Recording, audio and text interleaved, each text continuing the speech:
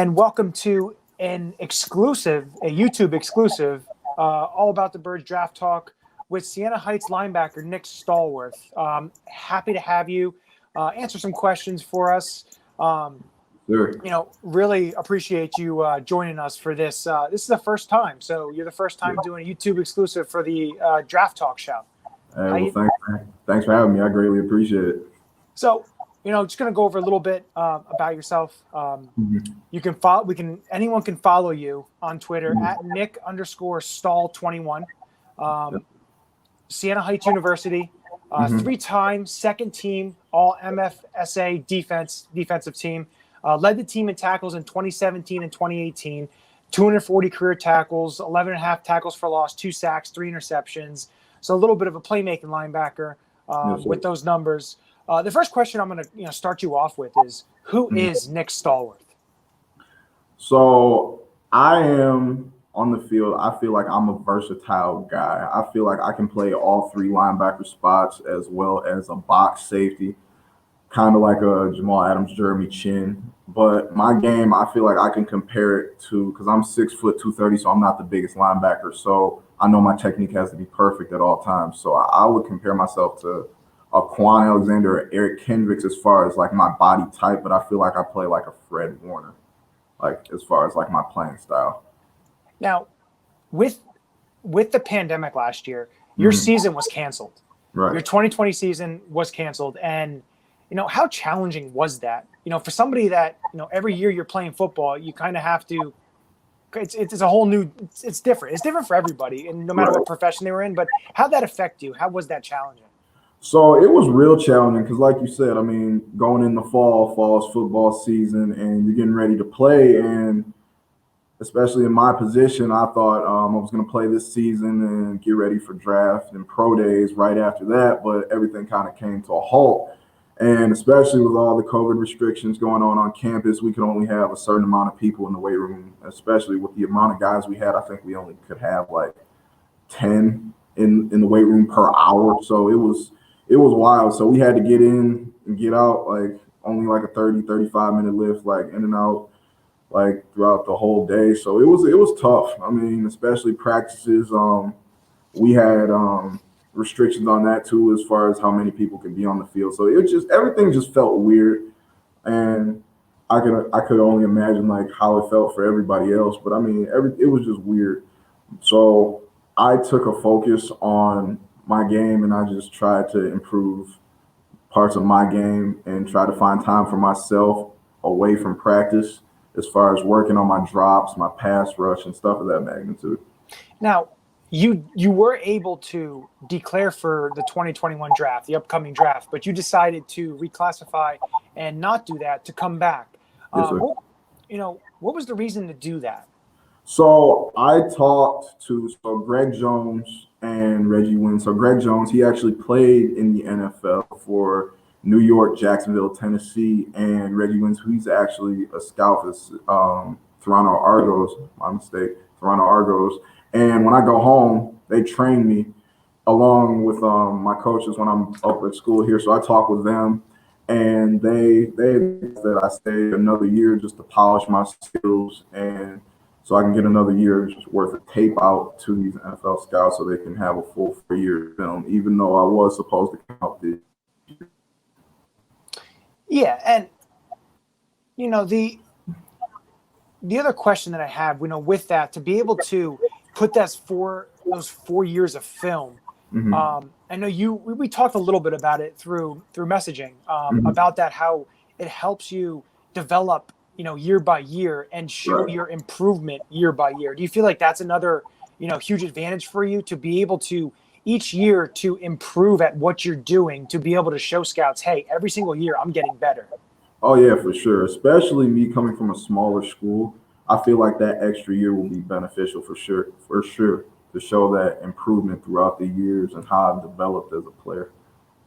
Now, you just mentioned about like coming from a small school. There's many NFL players that have played at small schools. You don't need to be playing at the big powerhouse programs to be able to be an NFL player. Right. So what do you take from that, knowing there is a bunch of, even in other leagues, whether it's the CFL or the NFL, that you can make a name for yourself, not not because you're at a big school, just because of the determination you have. How do you Right. feel? What do you take from that, knowing that? So I've always heard the saying, if you're good enough, they'll find you. And I've carried that saying all the way through. It actually started when I was in high school. I was actually highly recruited coming out, getting looked at by like all MAC schools, American Conference, some Big Ten. And I actually played down in the All-Star game down in Texas, and we played at AT&T Stadium. And I was playing against Alabama commits, Ohio State, Penn State, and I actually almost finished with 10 tackles. And ever since then, I mean, I carried the weight of if you're good enough, they'll find you. And I've proved to myself that I could play on the field with those cats. So I believe strongly that I could play at the Division I level. And then I got off the plane in Siena Heights. They called me, they offered me, and I knew in the back of my mind, I'm like, this is where I have to go to make things happen. And like I told you before, I mean, I've always heard the saying, if you're good enough, they'll find you. So I knew that was the move I had to make in order to be where I am today. And I'm just blessed and thankful for the people who got me here today. And with the kind of player that you are, like, what are you looking to improve? Because we talked about you improving year by year. Yeah. What are you looking this upcoming season to basically improve upon, to show scouts, what you can do better that you haven't been doing the best the prior years? Right. So the biggest thing that I am going to work on, I'm going to try to work on, is my pass rush. I feel like that is the weakest part of my game. And I feel like if I get that on tape, I feel like that will like solidify me as the complete linebacker, because I feel like I can run from sideline to sideline, make plays, stay in on nickel and dime packages, and cover people just as well as I can stop the run. So I feel like I'm that complete player, and I can also play a box safety as well and cover people man or zone. So I feel like I'm a complete package, and I feel like if I can improve upon my pass rush, I feel like that'll just solidify me as the complete total guy. So, like, looking at NFL teams and looking at defenses, you see a lot. You don't see the prototypical 3 linebacker sets. You see a lot of 2 linebackers, possibly 1 linebacker, nickel packages. The linebackers asked to do so many different things that really they weren't asked to, years prior. Right. Do you feel that, your size and what you can do, you can benefit in that, knowing that you can do many roles? And you saying you want to improve your pass rush, that's just an extra role that you can show teams, hey, I'm versatile. I can do whatever you ask me to do. Right. Because that also opens the eyes for scouts. Is that true? Yeah, for sure. For sure. And I feel like with me being my size and me being a hybrid, I can play that linebacker spot as well as that nickel corner or at box safety if need be. So I feel like I would be that chess piece that teams are looking for sure. So, what's your top moment that you've had so far in your college career that you would say, whether it's a game, whether it's a play, what would be your top moment that you would, pinpoint? So a top moment that I had, we played St. Francis of Indiana. They were coming off of back-to-back national championships. And the year prior, we actually lost to them in overtime, which was a heartbreaker. We lost at their place. They drove it down 80 yards, forced OT, and then they won an OT. So we came back the following year, and just from me watching tape, just constantly, I knew that the quarterback, okay, the first throw he throws, it's going to be some sort of out-breaking route. And I told myself before the game, I was like, I'm going to up it no matter what it is. So he threw an out-breaking route. I jumped it. And first play of the game, it was a pick. And I think we actually ended up with like 4 turnovers that day. We won. And I think they were ranked 9th in the nation at the time, and we were ranked like 18th. So it was a rainy day. It was all emotions were out that day. So that was a play that stuck out to me. So you talk about that. Is there a player that you like look up to, you model your game after, anything like that?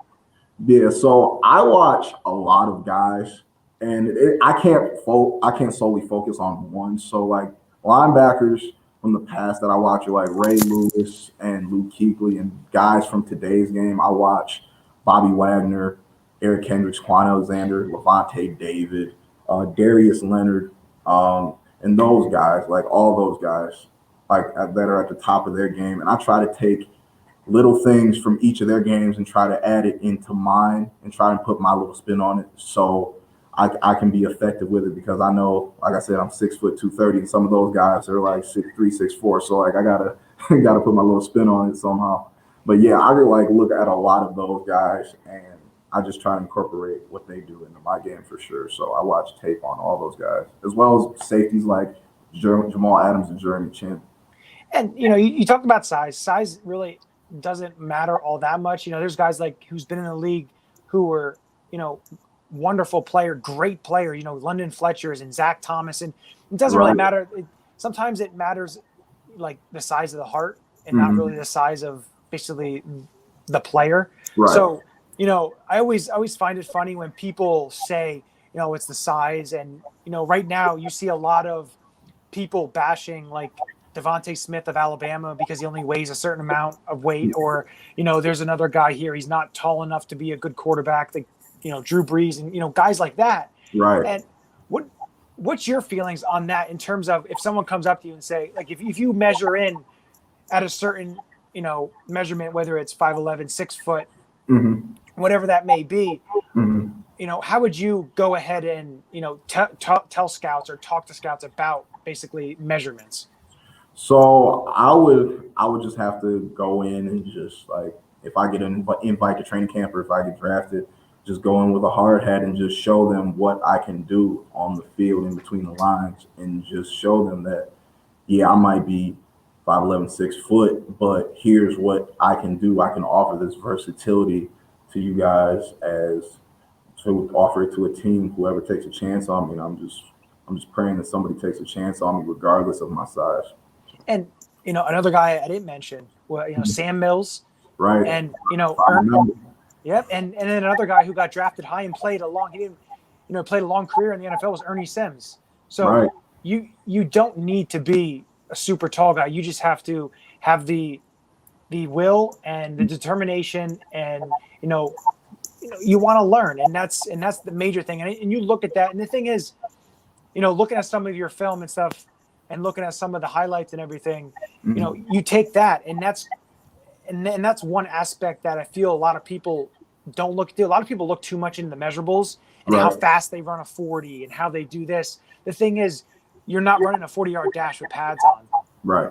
So, those are some things that I find people get a little out of sorts when they see somebody run a fast 40. But the one thing I saw looking up, it says that you grew up a Houston Texans fan.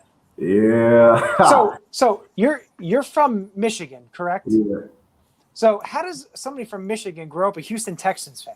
So it was one of those things where when I was a young kid, like, and Vince Young was playing at University of Texas, like, I've always had this thing for Texas. Like, ever since I was a young kid, and that, like, I grew up just on like Texas teams.